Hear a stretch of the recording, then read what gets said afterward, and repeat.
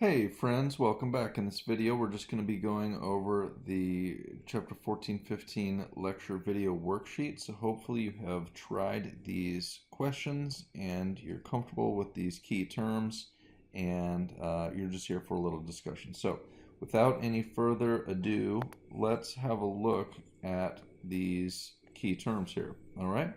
So a bank run is a situation where many depositors simultaneously try to withdraw funds from a bank. This typically occurs when the depositors lose confidence in the bank. A bank panic is a situation where many banks simultaneously experience bank runs. Commodity money is money that has value independent of its use as money. So, like gold coins are valuable because gold is valuable, that kind of thing. Contractionary monetary policy, those are the actions the Federal Reserve takes to reduce overall spending in the economy by decreasing the money supply, which will drive up interest rates. All right. Discount loans are loans made by the Federal Reserve to banks. The discount rate is the interest rate on a discount loan. Excess reserves are reserves that are in excess of reserve requirements. Required reserves and the required reserve ratio refer to the fact that the Federal Reserve forces banks to keep a fraction of their deposits on hand as reserves. We do have a fractional reserve banking system, which is a banking system in which banks are required to keep only a fraction of deposits as reserves and it's able to loan the rest out. All right. Pretty much every country in the world has a fractional reserve banking system nowadays. All right. Now, the fraction that banks are required to keep as reserves is called the required reserve ratio, right? And so the required reserves are just the number of dollars that are actually being held as reserves as required by the Fed. Okay, so excess reserves are reserves that are held in excess of what is required by the Federal Reserve in their fractional reserve banking system. All right, okay. Expansionary monetary policy. This is what the Fed does when it wants to expand total spending in the economy.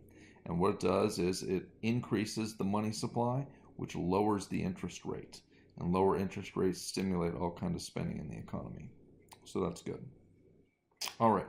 The Federal Open Market Committee is a group within the Federal Reserve that decides whether or not we should be, what type of open market operations to conduct. Now, open market operations are the buying and selling of United States Treasury securities by the Federal Reserve. If the Fed wants to increase the money supply, it just creates new money. And then it pushes it out into the economy by buying United States Treasury bonds in open market operations. This will pull some bonds out of the financial system, but will replace it with cash. This increases the supply of money that's available. So the Open Market Committee, Federal Open Market Committee, will talk about buying or selling Treasury securities, depending on whether or not they want to increase or decrease the money supply so as to affect the interest rate, so as to affect overall spending. All right. Now, the Federal Reserve, this is the government-sponsored central bank of the United States. Fiat money is money that has value only because of governmental decree, like the paper money we use today. M1 is a measure of the money supply, as is M2. M2 is more broad than M1. It includes some other types of money, if you will. Monetary policy, these are the actions the central bank, the Fed, if you will, takes in order to pursue macroeconomic policy objectives. Money is basically just any asset that people are willing to accept in exchange for goods and services. It can be a lot of different things, and it has been a lot of different things. Seashells, cigarettes, instant coffee packets. I mean, a lot of different things can serve as money. And I guess the last thing on here would be security. The security, this word has a lot of different definitions, but in the context of this course, security is like a financial asset, like a stock or a bond, um, something like that. It basically dictates the terms under which the funds flow from the savers to the borrowers. So, anyway, let's then, now that we've had a look at these key terms, let's have a look here at number one, which says, what types of things can serve as money? Lots of different things can serve as money. Basically, anything that everyone agrees is money can serve as money. Now, it should perform some basic functions, though. So the functions of money, number two here, are that it has to be a medium of exchange, a unit of account, a store of value, and be a standard of deferred payment. All right, that's good. Now number three here, M2 is bigger than M1.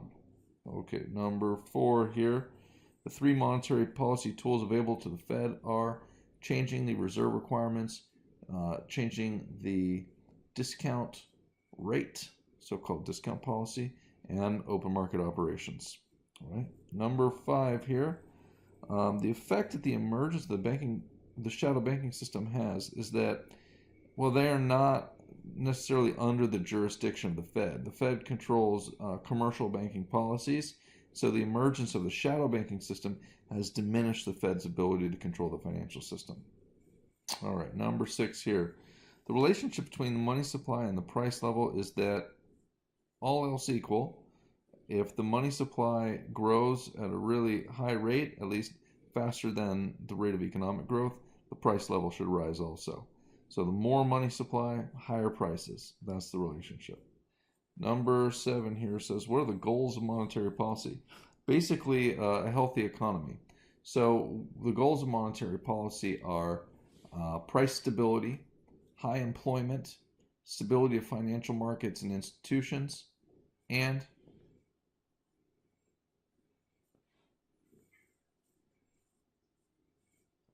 oh, sorry, I thought that paused.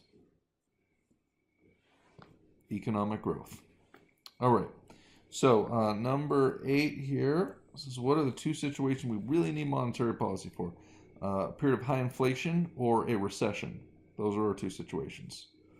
Number nine here says, please explain how monetary policy works in both of the situations in which it's necessary. All right. In a recession, we know that every recession is caused by a decrease in total spending. So the medicine for that is to increase total spending. And that's what the Fed tries to do when it conducts expansionary monetary policy. The idea here is that, look, total spending is what drives the business cycle. And in a recession, we need more spending. We know the components of spending are consumption, investment, government expenditures, and net exports. And we know that consumption, investment, and net exports all increase with lower interest rates. So during a recession, when we want expansionary monetary policy, we are in pursuit of lower interest rates. Now, keeping in mind that the interest rate is just the price in the market for borrowed money, if the supply of money available to be borrowed increases, the interest rate will fall. And that's exactly what expansionary monetary policy tries to do. Increase the money supply so as to decrease the interest rate, which will stimulate consumption, investment, and net exports, and therefore overall aggregate expenditure in the economy, ultimately pulling us out of a recession. Okay? Now, the other situation where we might need monetary policy is during a period of high inflation. Periods of high inflation occur at the end, generally speaking, of long business cycle expansions.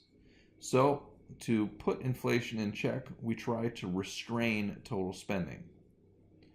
Now, how do we restrain total spending? By using the interest rate. We know that the consumption, investment, and net exports are all sensitive to the interest rate, and that higher interest rates reduce those components of spending. So when we are dealing with high inflation and we want less spending, we try to decrease the money supply so as to increase the interest rate, which will decrease total spending. Now, the way that this actually works, how do we increase or decrease the money supply? By using those three monetary policy tools. When we want expansionary policy and we're trying to increase the money supply to push interest rates down, we can buy treasury securities with open market operations, and we can decrease the discount rate and the reserve requirements. Now, when we want a lower money supply to jack up the interest rate to restrain total spending because we're dealing with a period of high inflation, what we want is to sell United States Treasury securities. This will suck money out of the financial system. And we can also increase the reserve requirements and increase the discount rate. All of this decreases the amount of money that is circulating in the economy, driving up the cost of borrowing and decreasing total spending, which should put inflation in check. That's how it works, friends. Now, number 10 here. Why does the Fed target the interest rate to affect the economy? Because the interest rate affects three major components of spending: consumption, investment, and net exports. Because it affects all those three important categories, it makes it an attractive target to the Fed. So that's why they use the interest rate to manipulate the economy. Okay. Well, I hope that all makes sense to you, friends. If you have any questions, please do shoot me an email, and I will see you in the next section.